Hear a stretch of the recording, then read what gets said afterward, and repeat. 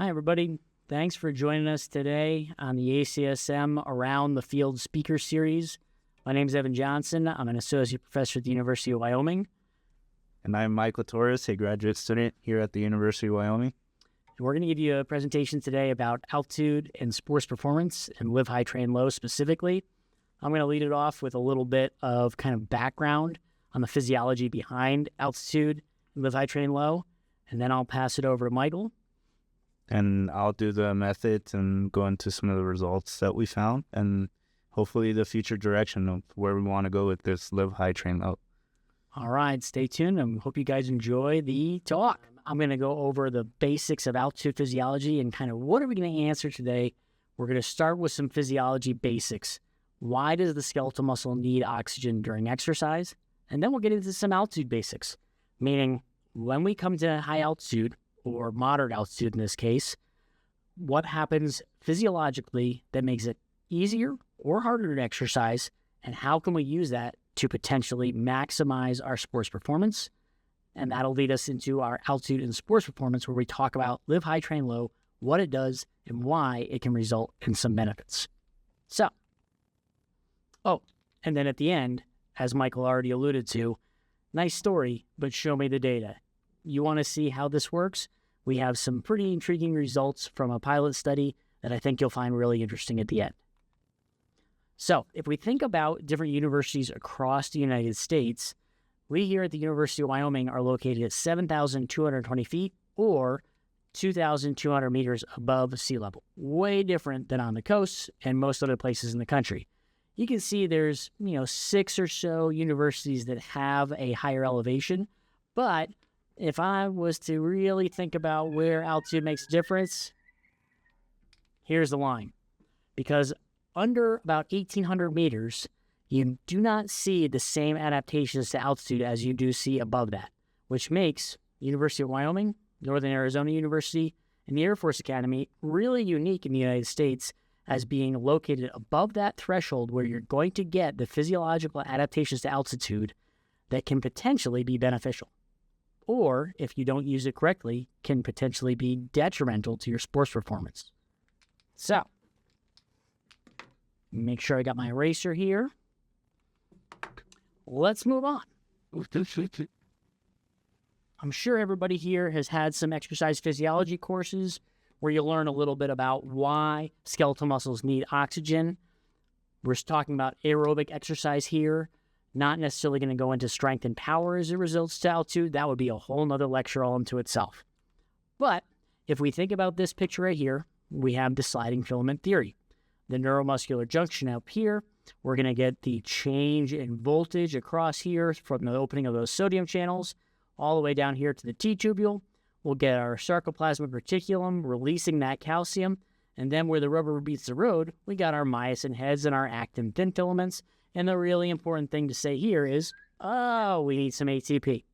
Okay, so if we need some ATP, we still haven't gotten to oxygen yet. Well, let's move on. If we think about our cellular processes, we know that in glycolysis, we take glucose, we're going to turn it into pyruvate or pyruvic acid in this case, and that pyruvic acid will move into the mitochondria of the cell in the form of acetyl-CoA.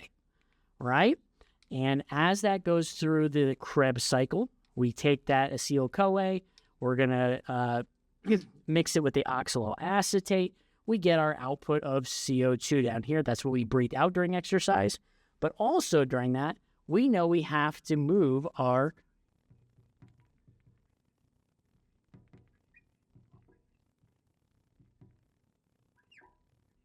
chemical energy, right? And that is going to be what? In the form of NADH, right? And FADH2, right? We make that during the citric acid cycle. Those electron carriers go into the electron transport chain.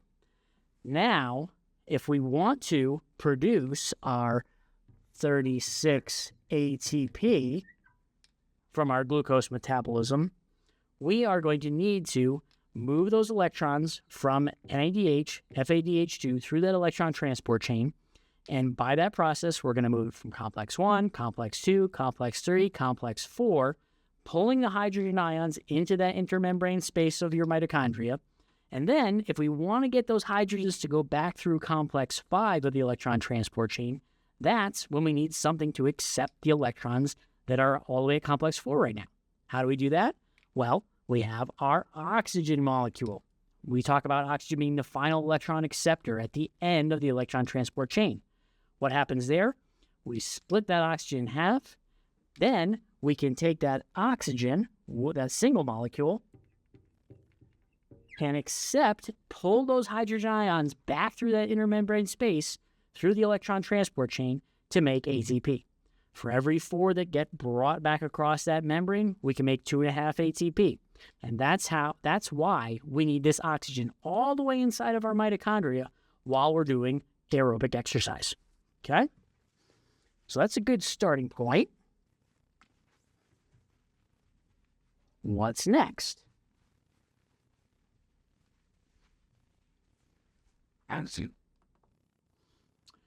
We have to talk about how the blood will take the oxygen to the muscles. We all know how this works. We got Henry's Law, where we know the concentration of the dissolved gas is going to be equal to our dissolving constant times the partial pressure of the gas. So we're starting to think now, okay, partial pressure, this is where we're going to start to think about altitude a little bit.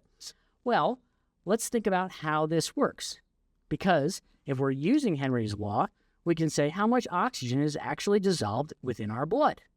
Well, we're going to take our dissolving constant, which is right here, which is 0.0031 mLs of oxygen per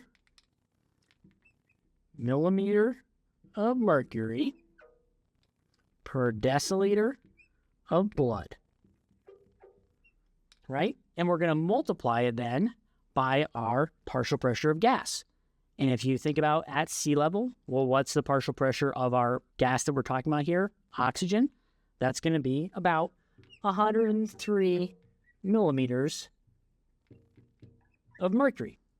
If you multiply those two guys together, we get up with how much the concentration of the dissolved gas, and that's going to be about 0.3 mLs of O2 per deciliter of blood, right? We got to do our conversion factor to figure out how much of this is actually in our body. We don't have just 1 deciliter of blood. So we know that 1 deciliter is equal to, 10 deciliters is equal to 1 liter.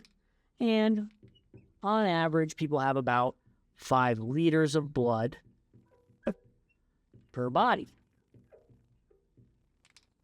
And if we wanted to multiply all that out, we would be able to determine then that in your body you have about 15 mLs of O2 per body. Or in all of your blood, you got about 15 milliliters of oxygen dissolved.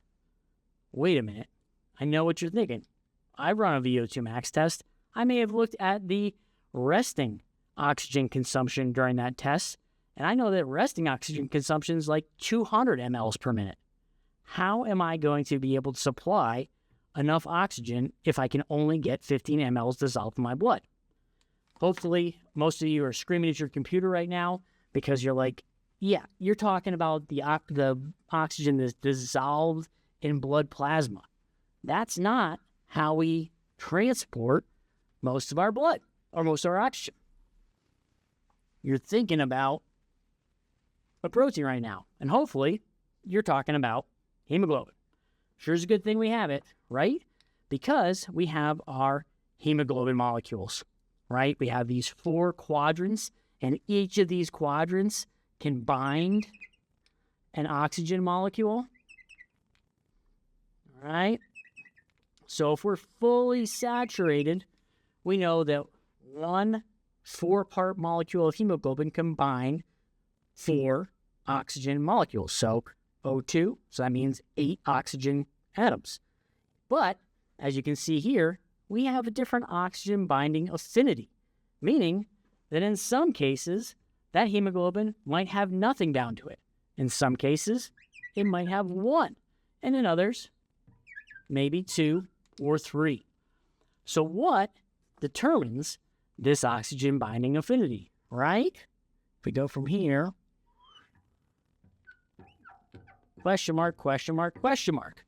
How are we going to determine if we have 4 oxygen bound to that hemoglobin or 1?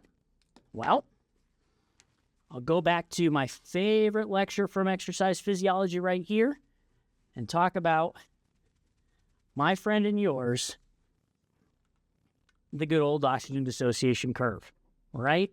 You're probably having flashbacks to learning about this the first time, and if you haven't, I'll give a quick rundown. What we can see here on our x-axis on the bottom is our partial pressure of oxygen, right? And we know, we already talked about this, at rest, we're around 103, right in this kind of black boxy zone.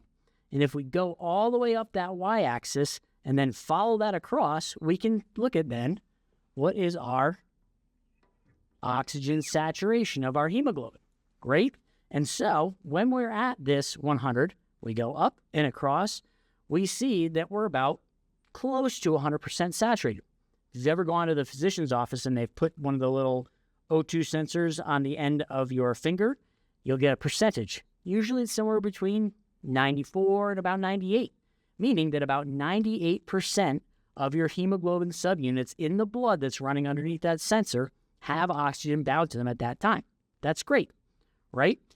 Then, as we move over here to about 40, that's the resting partial pressure of oxygen in our muscles. This is when we're at rest, when we're not exercising. You can see here, resting physiological range. So if we go to 40 and then go up and across, we can see, okay, well, maybe we're about, 75% saturated. And a lot of times when I talk about the oxygen dissociation curve, people are like, well, wait, that means we have less oxygen bound to our hemoglobin when the partial pressure is lower at the muscle. And I say that's great because we don't want the oxygen bound to our hemoglobin at the muscle. We want it to get released from that hemoglobin so that it can diffuse right into the muscle cells, all the way to that mitochondria, which we already talked about. So it can be used to accept some electrons, pull those hydrogen ions back through, and make some ATP, right? Then, as we start exercising, what happens? Well, this partial pressure of oxygen in our muscle continues to go down. We can get values as low as 10. Oh, wow, when there's 10 millimeters of mercury of oxygen partial pressure, that means the saturation of those hemoglobin molecules is going to be like 5%. If it's 5% saturated, that means 95% of what was bound to that hemoglobin is going to be released into the muscle cell, meaning there's more oxygen available to be used for ATP generation. So as we exercise, the partial pressure of oxygen in our muscles goes down, allowing us to suck more oxygen off of that hemoglobin. And we can supply orders of magnitude more oxygen through the use of hemoglobin than we can dissolved in the blood. All right, let's move on. So now we have kind of a basic understanding of how that oxygen is going to move from the periphery, right, in our environment, into our muscles. But how does that oxygen get from the air into the muscles? What you can see here is a nice, what they call the oxygen cascade, all right? O2 cascade. Okay? And what that means is we have a slight lowering of that partial pressure of oxygen as we move from the ambient environment up here all the way up the top. And as we get down into the lungs, we see it go a little bit lower and lower and lower and lower. But by starting up nice and high, that allows that oxygen to move down its concentration gradient into the areas where it's most needed. Fantastic. We want that to happen. We want this cascade to occur. I've made it this far in the lecture, and I've barely talked about altitude. So now we'll start moving into what changes at altitude, right? When we move from a lower altitude to a higher altitude, we have to think about our different partial pressures, right? So let's start in New York. In New York, our altitude somewhere around 10 meters, right? If we think about the atmospheric pressure there, we're going to be around 760 millimeters of mercury, okay, or 1 atmosphere worth of pressure, right? Because we have got that big column of air above our head that's pressing all those oxygen molecules and all the molecules from the periphery into your lungs, and then from inside your alveoli across that barrier and into your blood. If we think about our oxygen percentage at that altitude, we know we're about 21%, okay? Then, if we go on to our O2 partial pressure, we multiply that 21% by the 760, and what's that get us? Well, that gets us to about 160 millimeters of mercury. Fantastic. Well, what happens in Laramie? In Laramie, we already said we're about, let's move up a little bit, 2,200 meters. Well, what does that do for our atmospheric pressure? Our atmospheric pressure here, because we have a smaller column of air sitting above our heads when we're at this altitude, well, that takes our atmospheric pressure from 760 and drops it all the way down to about, let's say, 586. Now, if we think about our oxygen percentage over here, how does that oxygen percentage change when we move from low altitude to high altitude? The answer is it doesn't. We still have 21%. Here's my pet peeve and something you can yell at all of your relatives at Thanksgiving about. If somebody comes to you and says there's less oxygen when you go to altitude, you can say, no, there's 21% at altitude, just like there is here by the beach. The issue is the atmospheric pressure is lower. So if we take our same 21% and multiply it by 586, now we're going to get 123 millimeters of mercury. If you think back to our slide just before where we were talking about that oxygen cascade, now you can see we have less capacity for that cascade to occur. We cannot go as far down our concentration gradient and pushing that oxygen. So there's going to be less pull because we're starting at a lower value. Hopefully this is starting to click for you guys a little bit. Now let's move on to some of the fun stuff.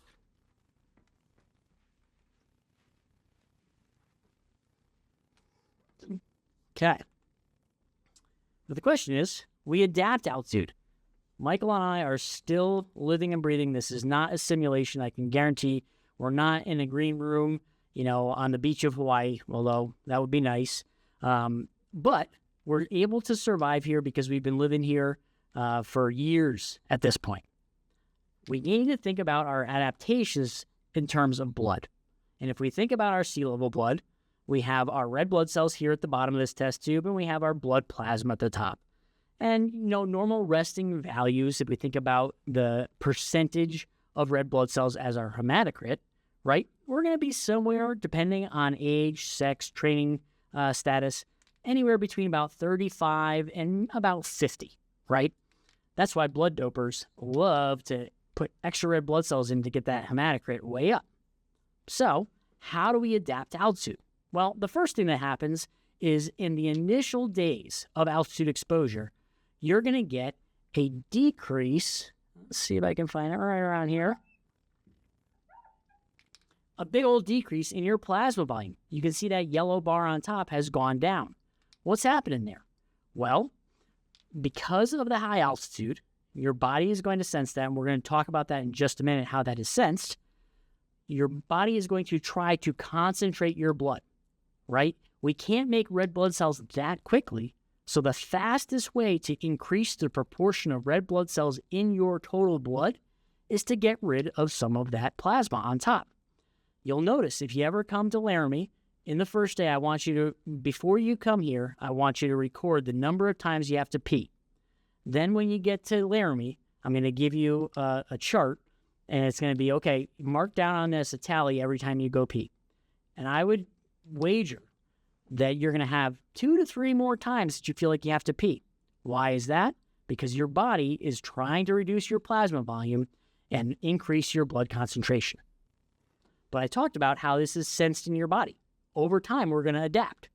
So what we have is here's our blood, right? Blood vessel right here. And in that blood vessel, you're going to have your oxygen molecules, right? Here, right here,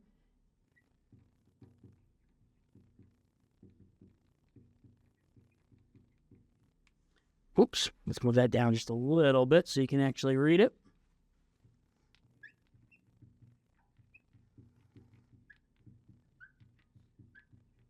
Here's your carotid body, right? And a single cell within your carotid body. What's happening there? Well, that oxygen can flow into that carotid body. Within that, there's specialized cells that respond to that. You're going to put in some potassium channels because of that. Let's see. And they will respond to that. Now, the result of that response within your carotid body then gets sent along this afferent axon to your central nervous system, to your brain, to your kidneys, everywhere else to say, hey, increase my RBCs. I don't have enough oxygen right now. Along with this happening at your carotid body, you're also going to get the stabilization of a separate molecule called HIF1, hypoxia-inducible factor 1. Now, normally, we all have this in our bodies. It's pretty transient. It breaks down very readily. However, in environments where there is low oxygen availability, this HIF1 is going to get stabilized. When it gets stabilized, it's going to increase the transcription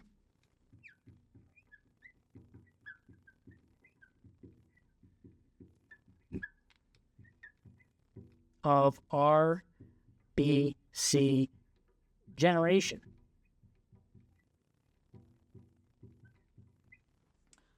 So all the signals related to that, sorry, you can't really see the bottom, but you're going to increase the transcription. You're going to make more proteins that signal to increase that red blood cell production. Okay?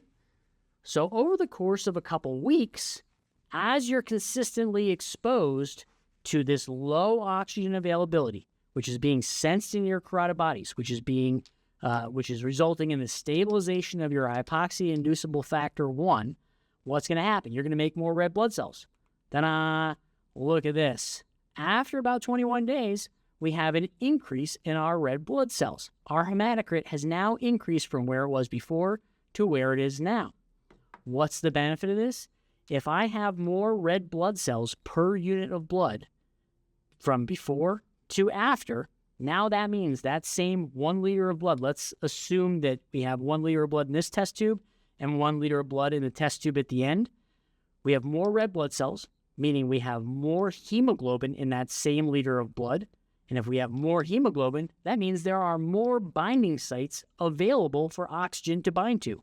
If there's more oxygen than bound within that 1 liter of blood, as that blood passes by your muscles and where the partial pressure of oxygen is low, that means there is more capacity to offload that oxygen into your muscles, which will then go all the way to the mitochondria, accept those hydrogens, and allow for the generation of ATP, right? I talked about blood doping before.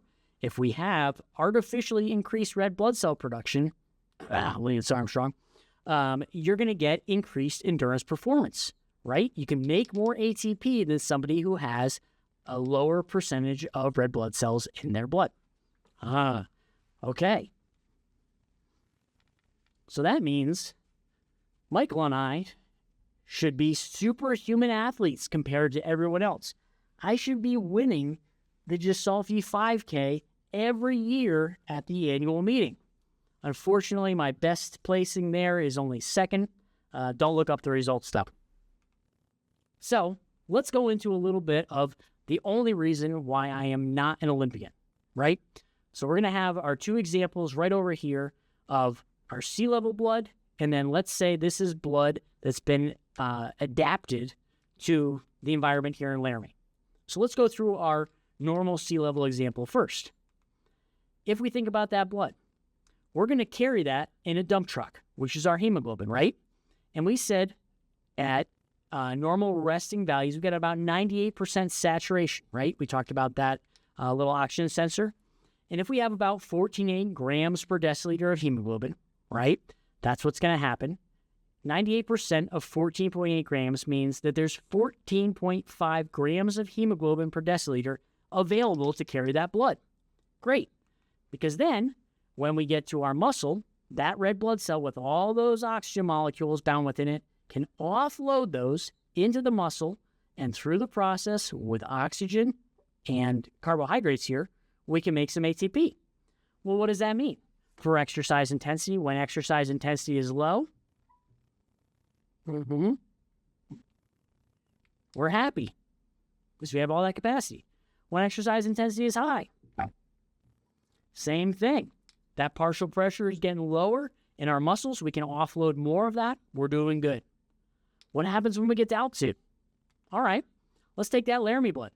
Now, our hemoglobin has increased from 14.8 grams per deciliter all the way up to 15.3 grams per deciliter.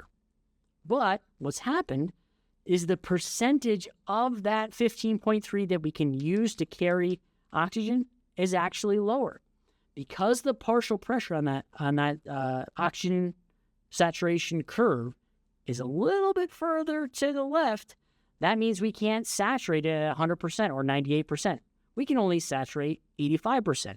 So even though we got a bigger dump truck now with a nice big bed on the back of it, we can only fill it 85% of the way.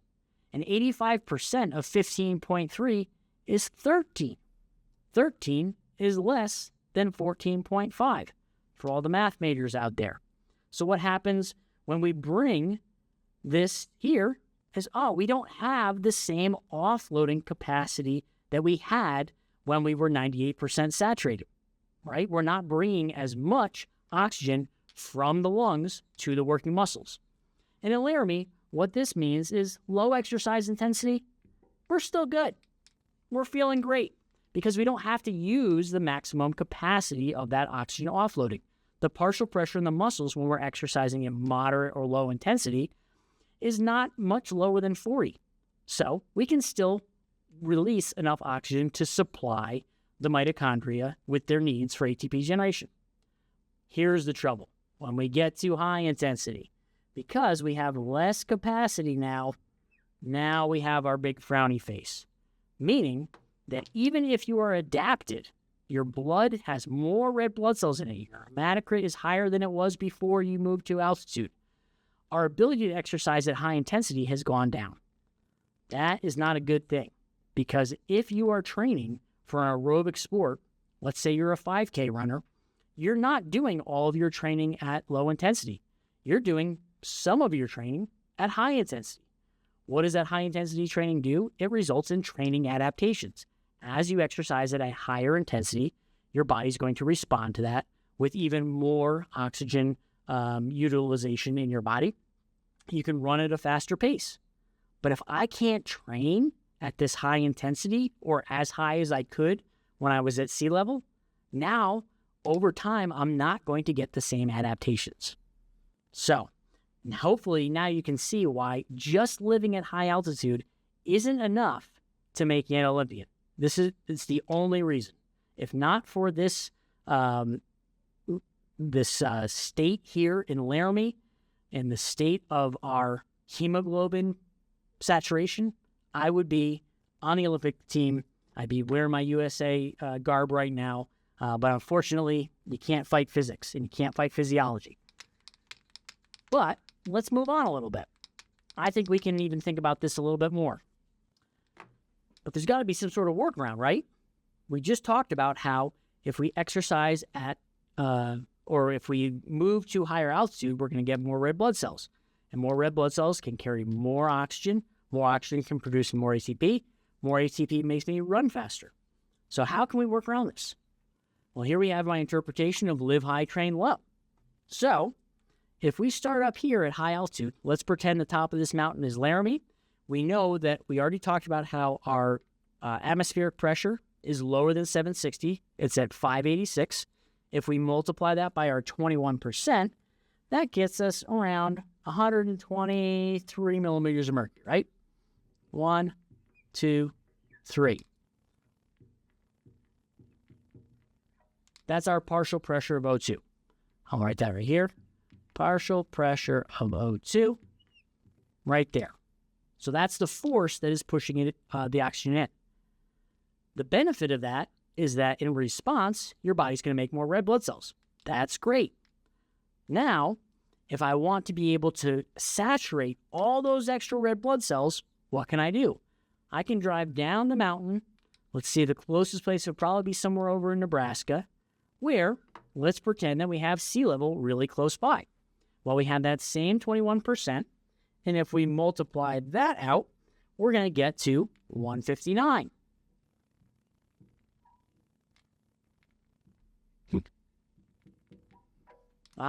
So now I have this greater pressure when I'm exercising. So now I can exercise at a higher intensity once again. I don't have the same limitations. I can adapt to training at a high intensity with the added benefit of the extra red blood cells that I'm producing because I'm living up at high altitude. Well, that's kind of a pain in the neck, though, because if I have to drive to Nebraska every time I want to do a high-intensity workout, now it's going to be, 2 to 4 times a week, probably? I don't have time for that. I got a lot of science to do. So we got to think of another way to get to the same result. Why don't we live high and train inside of a hyperoxic chamber here in Laramie, right? So we know, right, that partial pressure is the same. But we want to be able to simulate 159 millimeters of mercury when we're in that chamber. How can we do that? Well, it's just some simple math here. If we bump up that oxygen percentage in the air inside that chamber to 21%, we can replicate the same partial pressure of O2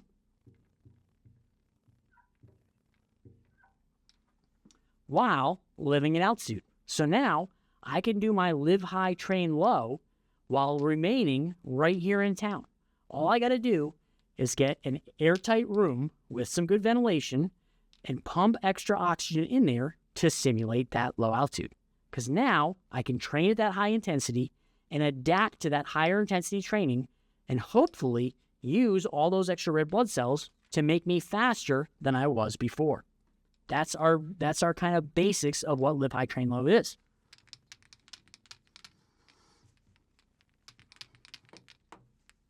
And last but not least, before I hand the mic over to Michael, let's talk about the original study.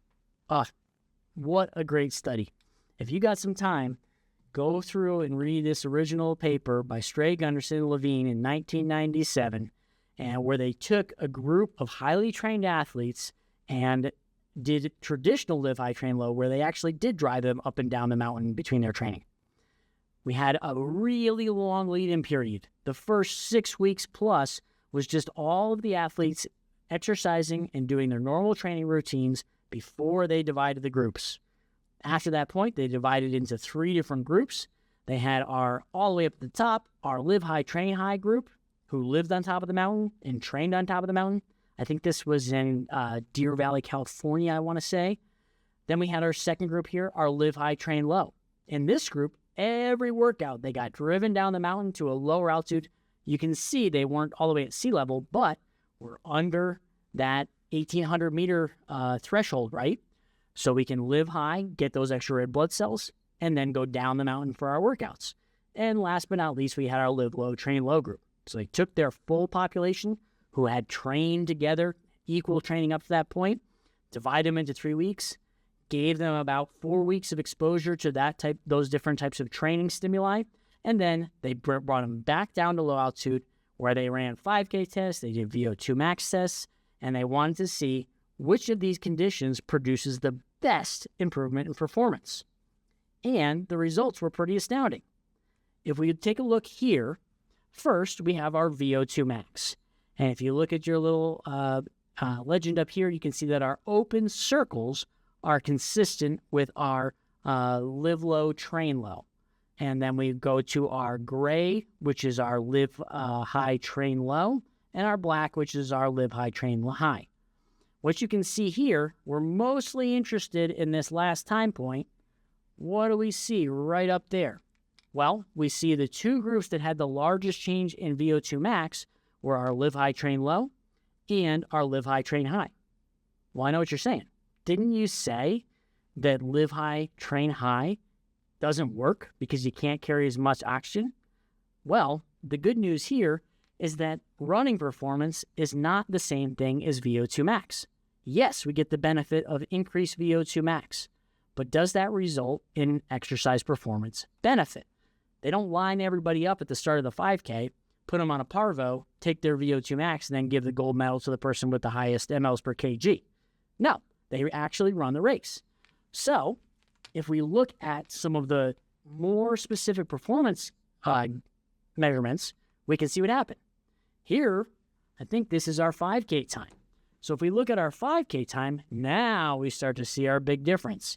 If we look at our white circles up on top, remember that's our live low, train low. That group, their 5K time went up. 5K time going up means you're running slower. It took you longer to cover that same distance. And then if we go down here, we can see added benefit. Our 5K times are reducing in our live low, train low, or live high, train high, and live high, train low.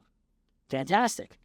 But last but not least, why do we say that live high, train low is still the best? It's all because of this figure right here.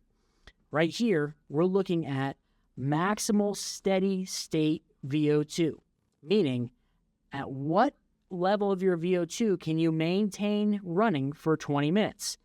And the big one here is you got that nice asterisk next to that top gray dot, which is our live high, train low, meaning that that group, after 4 weeks of training, was able to maintain a higher percentage and a higher oxygen consumption rate for a longer amount of time, meaning they were able to run faster. Another measurement in follow-up studies that has been consistent is that live high, train low results in a faster velocity at VO2 max.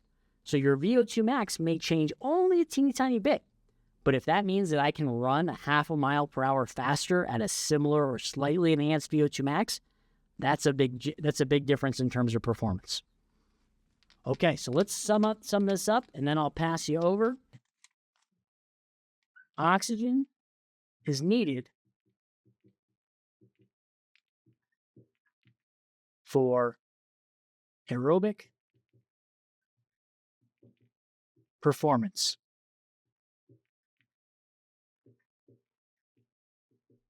Right? I don't think I'm blowing anybody's mind with that statement right there. That's number one. Number two, altitude increases your oxygen carrying capacity. So we have more oxygen carrying capacity if we have altitude exposure. Number three, however, exercising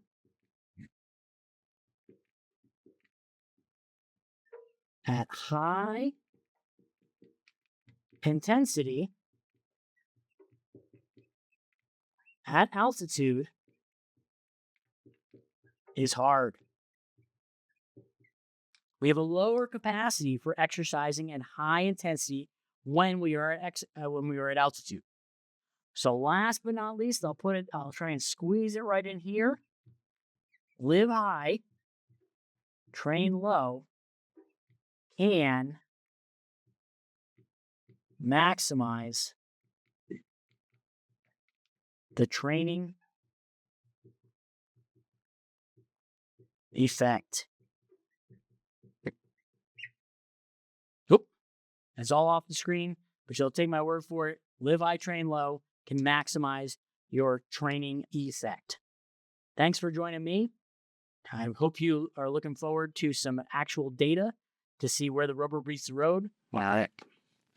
Cool. Thanks for that handoff, Dr. Johnson. I'll kind of go a little bit over our pilot study and what we found. And so the title of our pilot study is Endurance Training Protocols in Collegiate Athletes Acclimatized to Moderate Altitude Post Live High, Train Low Intervention. And kind of what Dr. Johnson already had mentioned is that we know that oxygen is the main driver for that endurance performance. And so we know that we need oxygen in order to produce ATP. And so he's already went briefly over some of the introduction and explained in detail why that is important. But I want to take some time and explain this image right here. High intensity aerobic interval training that was done by Helgerud from Norwegian, and most recently with social media, this study is actually becoming more of that social media trend, or it's being called like the Norwegian interval training. And the reason behind this and why it's gained popularity is really going back to that intensity, that high intensity aerobic interval training during what happens after. So we know that, it's kind of hard to explain, but if you ever ran and, sprinted quickly for 15 seconds and maybe you've done that repetitively, you get into the state just like her, where you're trying to spend that few minutes catching your breath, right? And so most of you guys might know that process as EPOC, or exercise post-consumption. And so what we found out with EPOC is that it activates the fat metabolism and it starts to decrease body fat percentage in individuals. And so to go into our methods of our study, we had 5 individuals that were Division I athletes here at the University of Wyoming. And so week 1, we did baseline testing, we did health history, consent, we did 3-kilometer time trials, we did DEXA scans, hematocrit levels, hemoglobin, and VO2 max tests. Week 2, we introduced 2 of the Norwegian protocols. Protocol 1 was a 4-minute high intense interval training, 90 to 95% of the heart rate max with 3 minutes of active rest. And they did that 4 times. Then protocol 2 was 15 seconds on, 15 seconds off. And they did that for 47 times. Then we added some more training volume as the weeks progressed. And then finally, week 5, we did that 4 times out of the week. And total, we did protocol 1 6 times and protocol 2 6 times for a total of 12 training sessions. And then we did our post-testing come week 6, where we did the 3-kilometer time trial again. DEXA, measured hematocrit, hemoglobin, and then VO2 max tests. And so some equipment we used for pre and post testing, we used the Parville machine. We used the stopwatch for the 3-kilometer time trial. We also used the heart rate along with the VO2 max test. We used the DEXA to help measure their body composition. Then we used HemoQ to measure hemoglobin, and then we use the central fusion to spin the blood so we can measure the hematocrit levels. Good. And then during the intervention, we used the treadmill. Here's a picture of our participants here. But the main character is the hyperoxic chamber, where we're able to essentially pump more of that oxygen Dr. Johnson was talking about earlier. Here. And then we also included the Pittsburgh Quality Sleep Index questionnaire. We kind of use this just as a measure in case we didn't see any of our variables change, because we know that college students already have poor sleep quality. So, and that plays a role in recovery and performance. So we kind of did the questionnaire as just a what if. Cool. Wish this was bigger. Step here. Yep. And so here on this chart table, you can see the body composition results that we had between our 5 individuals. So there was no significance pre and post, which is great.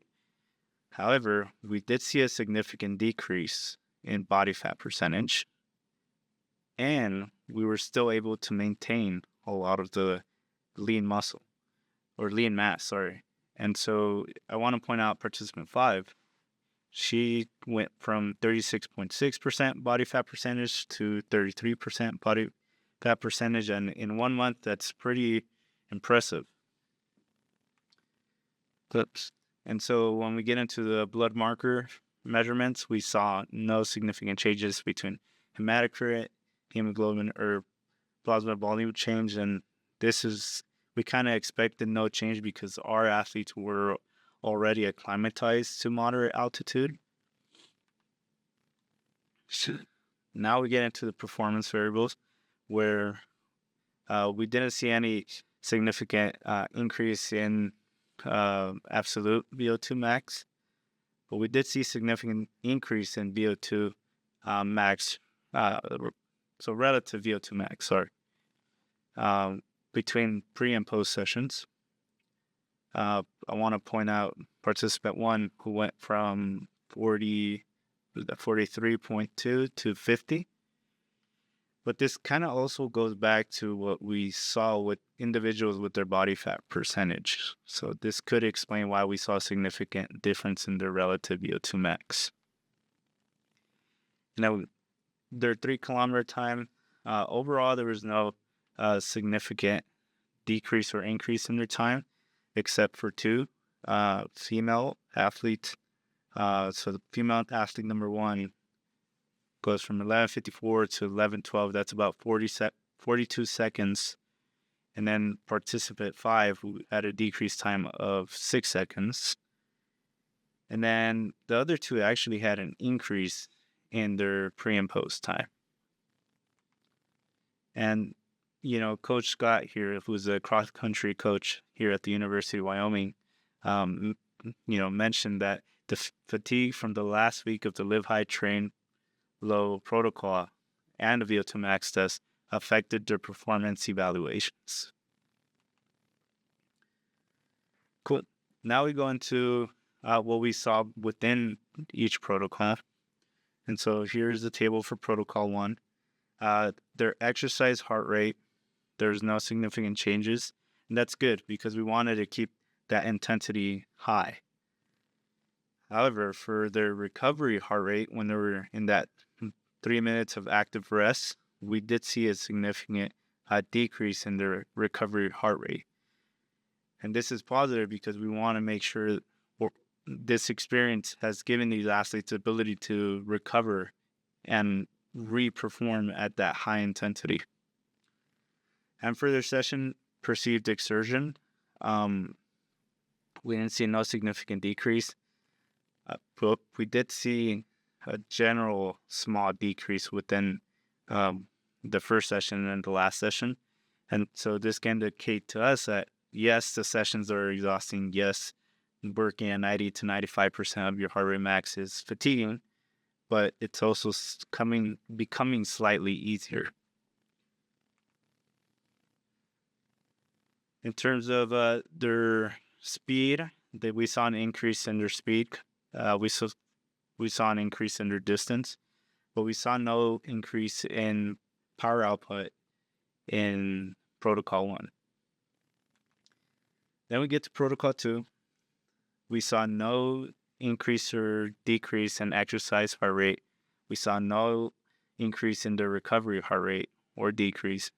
And session perceived exertion was a little bit more of a bump. Some felt like it was harder. Others, on average, felt like it was easier, but it was still non-significant. Then we get to the speed. There's no significant difference in their speed. There's no significant difference in their distance. However, in protocol 2, we saw a significant increase in their watt or their power output.